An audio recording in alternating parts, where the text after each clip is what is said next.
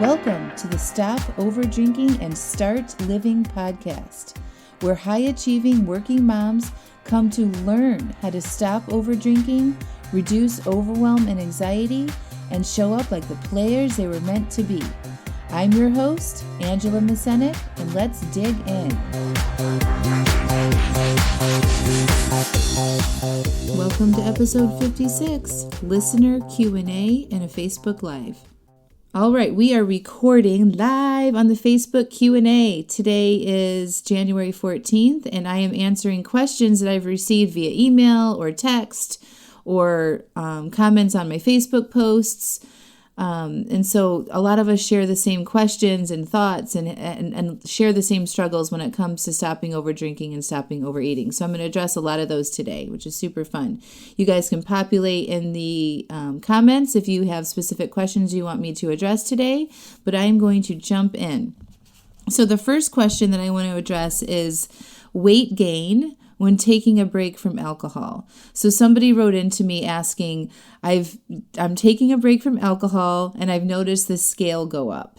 And is this normal? What do we do? I want to make sure, I'm not eating all of these things or whatever if I have taken a break from alcohol. And this is such a good question. I hear this a lot. I'm also in some dry January groups, and this is also a very common theme that I see.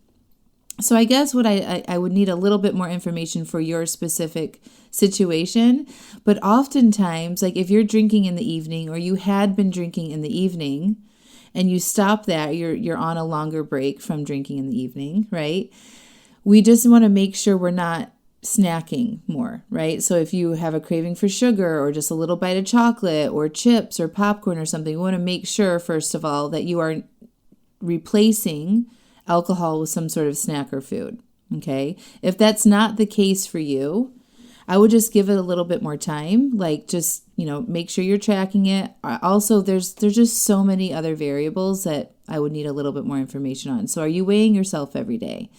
If you're weighing yourself every day, you would know that it's normal to see fluctuations in your weight that can be up to 5 or 6 pounds within the same day. Okay, so like we definitely weigh less first thing in the morning after we go to the bathroom. And then, even just a cup of coffee could make your body hold on to a pound of excess water, right? And then if we exercise and then we eat and we're going through our day, our weight fluctuates so much, depends on how active we are, what we ate the day or two before that, if it was extra salty. It can show up a couple days later, okay? So if you're concerned about weight gain when you're taking a break from alcohol, I would just start writing down what you're eating and just sort of keeping track of it from like a scientific approach. So like I'm just collecting data. Not that you need to fix anything at all, you're just collecting data. And then you weigh yourself every day. So write down what you're eating, breakfast, lunch, and dinner, and any snacks. Okay? Write down, make sure you're drinking a lot of water. Write down how much water you're drinking. And then weigh yourself and see if there's a fluctuation there. Okay? It's hard for me to know exactly what you're doing, what your habits are without a little bit more information. So that's where I would start. And then also just make sure you're not grabbing extra bites at dinner time or after dinner, because normally you would be drinking your wine at that time, like you're, putting something in your mouth, right? Like you may not have even been aware of what your habits were when you were drinking. Okay, so you may be eating a little bit more now that you're not drinking, because like if you think about it, if you're somebody that drank when you're cooking dinner, right, you're consuming calories and energy then, right? And so you may not have been eating as much at dinner time, but now that you're not drinking, you may be consuming the same amount of calories. It's just in food content. So you may see a fluctuation on the scale in that way. So I would just start tracking it, writing down what you're eating, making sure you're not replacing food with alcohol, right? So we definitely, part of the work here and what I teach my clients to do is learning how to feel our feelings in those moments when you want to drink and not going to replace it with something else. We don't want to get on our phones. We don't want to scroll on Facebook. We don't want to distract ourselves with watching TV. We don't want to busy ourselves so we're not feeling what we're feeling those urges, right? But you want to feel in and lean into those feelings so you can reduce your desire for it. And you can open up yourself and process those feelings so that you don't always need something outside of you to get through those moments, right? That's a skill that you have to learn. And I've taught many classes. There's many podcast resources available that you can go listen to about how to feel your feelings on Stop Over Drinking and Start Living, my weekly podcast, or go back here and scroll through the videos about how to feel in those moments and how to manage your urges and learn how to do that within your own self instead of relying on something else outside of you to get through those moments. So I hope that answers your question about weight gain through alcohol. I would guess it's probably just a weight fluctuation, like a water fluctuation there. Keep tracking it, write down your food, all that good stuff, and just sort of monitor it and just be patient. You are changing something. Your body is changing a little bit. It might be holding on to things a little bit more as it's sort of healing from, I don't know if it was a daily drinking habit for you or not, but I wouldn't worry about it too much, okay? We definitely don't want to keep seeing the scale go up and up and up and up. That would definitely be because you're eating more, right? There's no other reason why, right? So just make sure you're paying attention to what exactly you're eating and tracking it. From a scientific approach, not like there's something wrong with you that you need to track points or count calories or any of that. Just collect data for a week, write down exactly what you're going to eat, write down what you are eating without judgment, and then weigh yourself, and you will notice if there's a variation there. All right, the next question is what to say to people when you're cutting back on drinking or taking a break from drinking, and it's not following the AA program. This is such a good question. Thank you so much for asking. So I get this a lot, right? So like, what do we tell people if we're trying to cut back? And especially if we have family members or friends that have gone through the AA program and that has worked for them and they're very passionate about AA, or they feel like AA is the only way and you can't, be somebody that moderates, right? So I don't teach abstinence or moderation. What I teach and coach my clients on is that you are the one that knows the best for you, right? And you can have any kind of relationship that you want with alcohol, and that you are always in the driver's seat and always in control of that. Okay. So with my clients and what we do in our program is we experiment with all different ways. Sometimes we take long breaks. Sometimes we have moderated drinks. Like we plan to have 1 or 2 drinks a week, right? And we see what that experience is like, and we learn and grow from that. So that no matter what situation you're in, right, you know how to handle it. You know how to not have drinks. You know that you can have 1 or 2 drinks without this overwhelming desire for more. And we practice doing that so that you feel like you have supported yourself in any type of situation. And you can go out socially, you can be with your family and friends and not have any issues regardless. And there's no fear about in the future that you can't be somebody that ever drinks again. Okay. Like we want to explore all of that. And I support you on whatever goals you have around alcohol. So some of my clients decide not to drink anymore, and we support them on that, right? So I don't teach one way or the other. So I think it's important when you are getting these questions from people about, well, is this, what is this? Or what is coaching to stop over drinking? Or what are you doing? And if you don't want to prescribe yourself to the way AA does it, you can just say, there's so many ways that we're so lucky now that we have so many options to support ourselves in learning how to cut back on our drinking or taking a break, right? Like that's true. Like we have AA, we've got private coaching, we've got therapists, we have our religious paths, like all of that. There's so many avenues you can take for cutting back on drinking or taking a break, right? Or quitting. And for me, my response is, but I'm finding the solution that works best for me. I'm trying all the things, right? I'm trying taking a break. I'm trying moderating. I'm trying working on my thoughts. I'm trying feeling my feelings. And I'm so happy that AA worked for you. Please, we can talk about it, whatever. I'm totally open to hearing what you have to say, but just know that there's a lot of ways that people can get help. And I'm choosing a path for me that serves me in the best way possible. And you just have to be super confident about it, right? AA does help a lot of people. It's helped thousands and thousands and thousands of people stop drinking. Okay, it's a great resource, but it doesn't resonate with everybody. And it doesn't also work for a lot of people, right? A lot of people have tried it and it doesn't work for them. That's okay. There's not anything wrong with that, right? We have to find our own way and be committed to finding the path that works for us. So that's how I would approach that program or that question in a very long-winded way. The gist of it is I'm working on finding the way that I resonate with it the most, and I'm so happy that AA worked for you. I would love to talk about how that worked for you. And if you're interested in learning what I'm learning about myself and why I'm drinking, I'd love to share that with you. Right? That's probably the easiest and most concise way to answer that question. I hope that helps.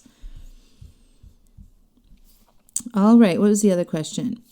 Another common question I get, let me take a drink, is how to find support you need with your spouse or your family or your partner when you're cutting back. So the best way I can answer this is like a lot of times people think that they need other people to support them, or they need their spouse to support their efforts to cutting back on alcohol or starting a diet or whatever it is that you're working on personally, right? And my advice to you is you've got to stop searching for support outside of your own self, okay? So when you're thinking about your spouse or your family or your friends and the requirement of their support to make you successful, you are always going to fail, right? It's not the right way to approach it. It's like, don't ask, like you've got to look at your purpose behind that. Like we can't control other people and what they do or think or say to us, right? Like we've got to let go of that. Your partner, your spouse, your family, I would say let them think and do whatever they need to do for themselves, okay? And you have to take that energy and focus it on you. All right. So instead of looking for support outside of you and saying, how can my family support me? Or what if they don't support me? Or I need my friends and family to support me on this, otherwise I won't be successful. You've got to switch that and say, how can I support myself? How can I support myself with resources around me to make sure that I'm successful? Okay. Take that energy that you think that you need from people outside of you, right? Everybody outside of you, all other people, and focus it on you and just sort of switch that around to how you can support yourself. So it doesn't really answer that question, right? Like it's just a common question I get, and I always turn around and be like, you need to learn how to support yourself in any situation that you are in, whether it's in your home or it's at work or it's out at a bar or it's at a restaurant or it's on vacation or it's at a funeral, right? Or at your kid's school. Like you need to learn how to support yourself in all those environments, because there's always going to be outlying circumstances and people aren't always going to do what we need them to do or want them to do, right?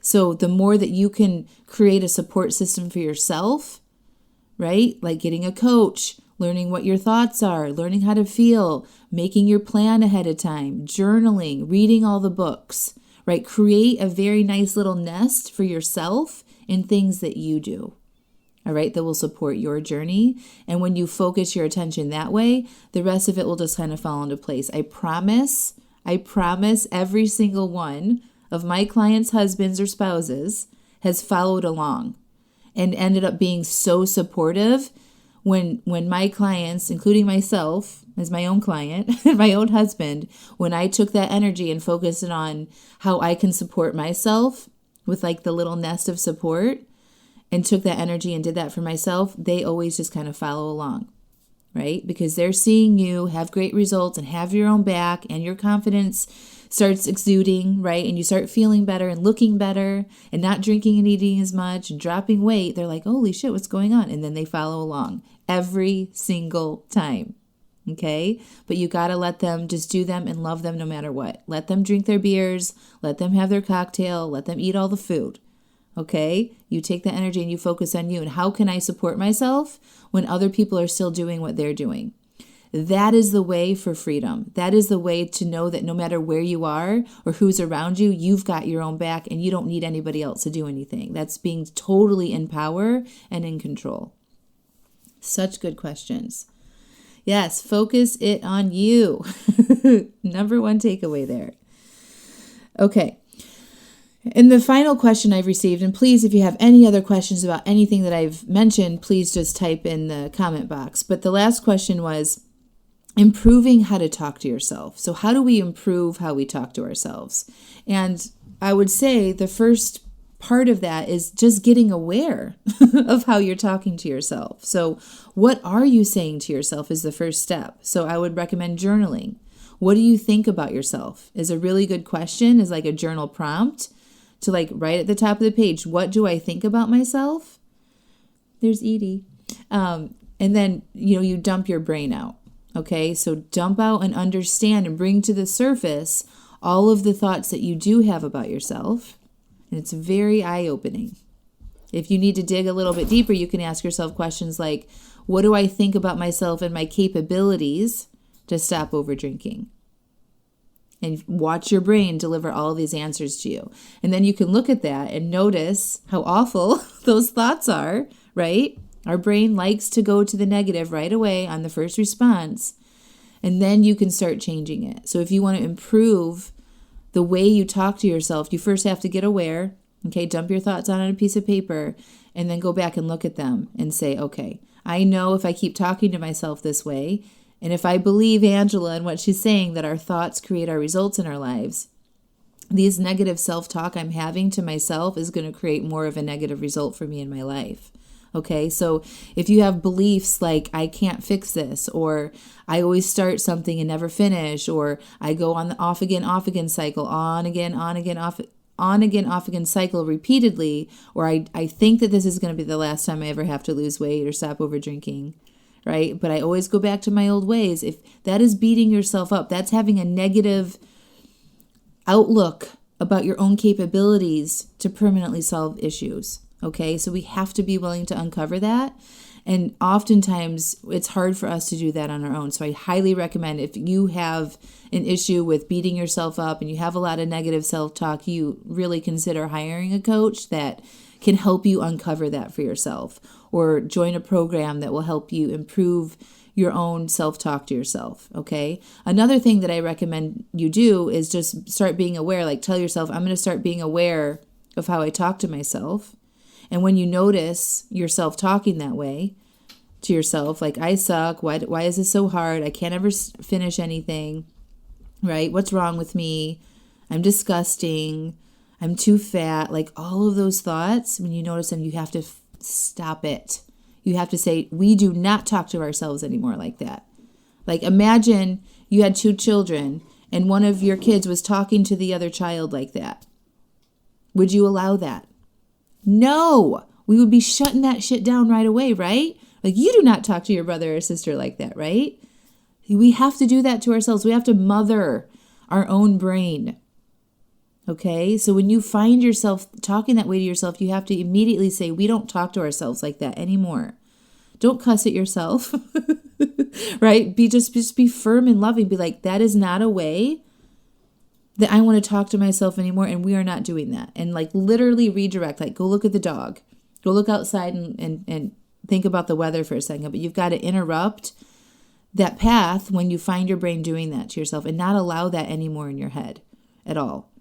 So I did this at the very beginning of my journey, as I shut it down. I'm like, I am not doing that.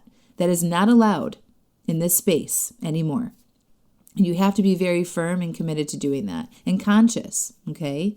So stop it, commit to stopping beating yourself up, and then changing it. What do you love about yourself? What is amazing about you that you actually believe and like right now? And like, make a list of all those things and reprogram your brain, and to start noticing all the things that you do love about yourself, and show and notice the things in your life that you like and enjoy that you've created. Okay? And when you fill up your brain with those kinds of thoughts, it doesn't have space for the other shit. All right, so that's my advice for improving the negative self-talk. What about poor sleep when you quit drinking in the evening? How long until it gets better? Such a good question, Angie. So our bodies, this is a really good question. So our bodies are used to having alcohol on the regular, right? So like, if you're drinking on the regular basis, you're drinking on a nightly basis, and you have thought you needed it to go to sleep, your body's going to start relying on that chemical to go to sleep, right? I'm guessing, though, that you are still tossing and turning a little bit. You might even be waking up in the middle of the night when you're drinking. Okay, this used to happen to me all the time. So I would drink, I would go to sleep fine, and then I would wake up at like 2 or 3 o'clock in the morning with like sweats and heart palpitations and heartburn.